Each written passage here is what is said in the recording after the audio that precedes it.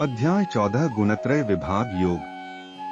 जय श्री कृष्ण। नमस्कार दोस्तों, भक्ति सागर में आप सभी का स्वागत है। हम लोग सुनते सुनते भगवत गीता का 14वां अध्याय में पहुंच गए। इस अध्याय का नाम है गुणत्रय विभाग योग। सत्य, रज और तम। इस दुनिया में जो भी खेल हो रहा है, सारी राजनीति, सारे रिश्ते, सारा काम धाम, सभी इन्हीं तीनों गुणों का कमाल है।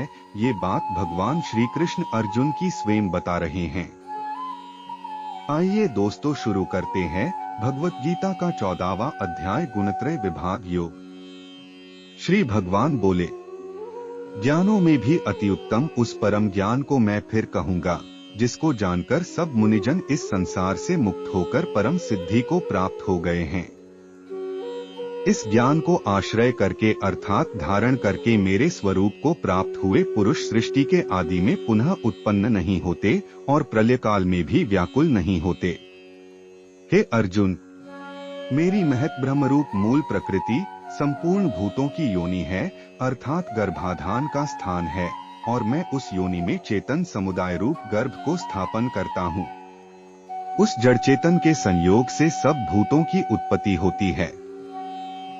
हे अर्जुन, नाना प्रकार की सब योनियों में जितनी मूर्तियां अर्थात शरीरधारी प्राणी उत्पन्न होते हैं, प्रकृति तो उन सबकी गर्भधारण करने वाली माता है, और मैं बीज को स्थापन करने वाला पिता हूँ। हे अर्जुन, सत्वगुण, रजोगुण और तमोगुण ये प्रकृति से उत्पन्न तीनों गुण अविनाशी जीवात्मा को शरीर में बांधते हैं।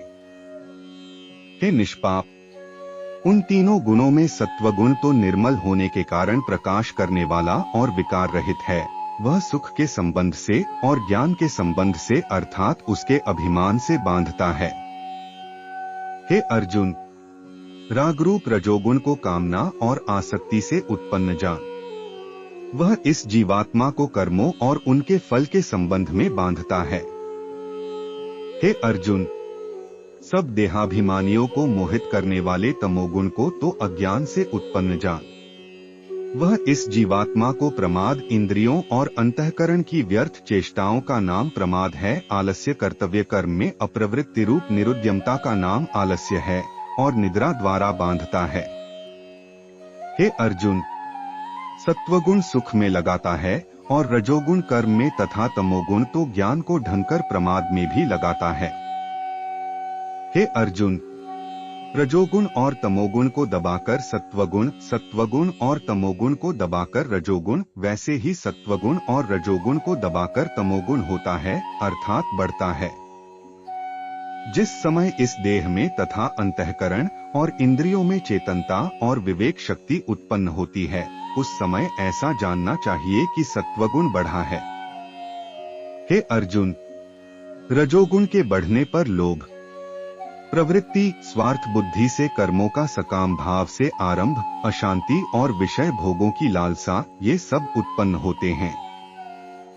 हे अर्जुन, तमोगुण के बढ़ने पर अंतःकरण और इंद्रियों में अप्रकाश, कर्तव्य कर्मों में अप्रवृत्ति और प्रमाद अर्थात व्यर्थ चेष्टा और निद्रादि अंतःकरण की मोहिनी वृत्तियां, ये सब ही उत्पन्न होते हैं।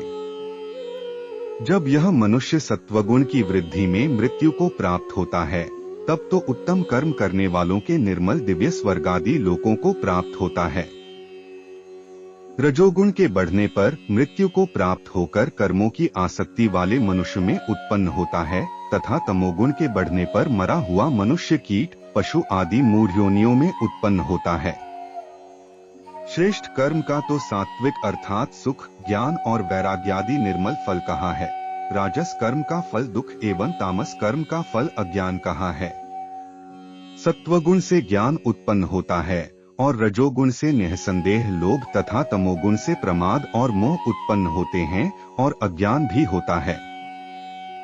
सत्वगुण में स्थित पुरुष स्वर्गादि उच्च लोकों को जाते हैं, रजोगुण में स्थित राजस पुरुष मध्य में अर्थात मनुष्य लोक में ही रहते हैं, और तमोगुण के कार्य रूप निद्रा, प्रमाद और आलस्यादि में स्थित तामस पुरुष अधोगति को अर्थात कीट, पशु आदि नीच योनियों को तथा नरकों को प्राप्त होते हैं। जिस समय दृष्टा तीनों गुणों के अतिरिक्त अन्य किसी को करता नहीं देखता और तीनों गुणों से अत्यंत परे सच्चिदानंद घन स्वरूप मुझ परमात्मा को तत्व से जानता है, उस समय वह मेरे स्वरूप को प्राप्त होता है। यह पुरुष शरीर की बुद्धि, अहंकार और मन तथा 5 ज्ञानेंद्रिया, 5 कर्मेंद्रिया, 5 भूत, 5 इंद्रियों के विषय, इस प्रकार इन 23 तत्वों का पिंड रूप यह स्थूल शरीर प्रकृति से उत्पन्न होने वाले गुणों का ही कार्य है। इसलिए इन तीनों गुणों को इसी की उत्पत्ति का कारण कहा है। उत्पत्ति के कारण रूप इन तीनों गुणों को उल्लंघन करके जन्म, मृत्यु, वृद्धावस्था और सब प्रकार के दुखों से मुक्त हुआ परमानंद को प्राप्त होता है। अर्जुन बोले, इन तीनों गुणों से अतीत पुरुष किन किन लक्षणों से युक्त होता है और किस प्रकार के आचरणों वाला होता है, तथा हे प्रभु, मनुष्य किस उपाय से इन तीनों गुणों से अतीत होता है।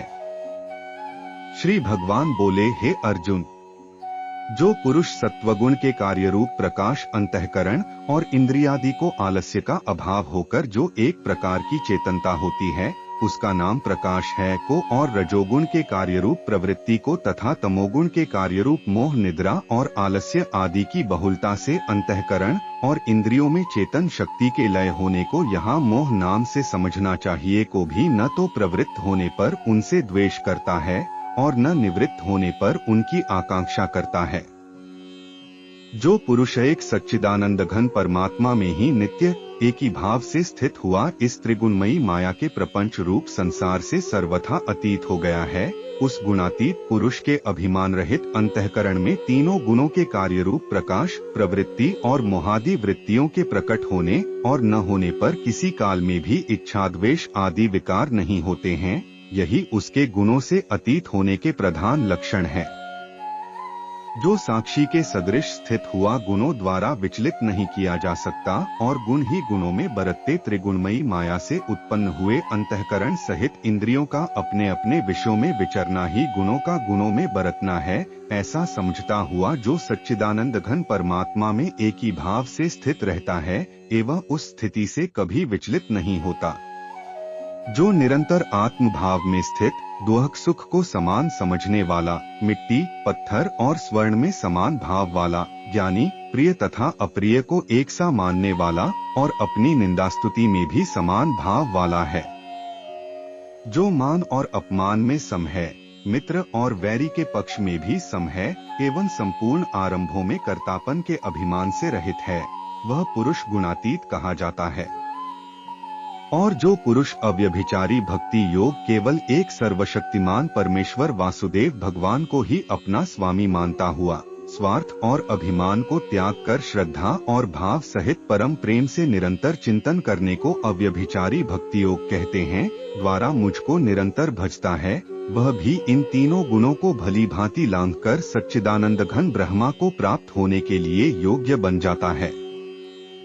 क्योंकि उस अविनाशी परब्रह्म का और अमृत का तथा नित्य धर्म का और अखंड एकरस आनंद का आश्रय मैं हूँ।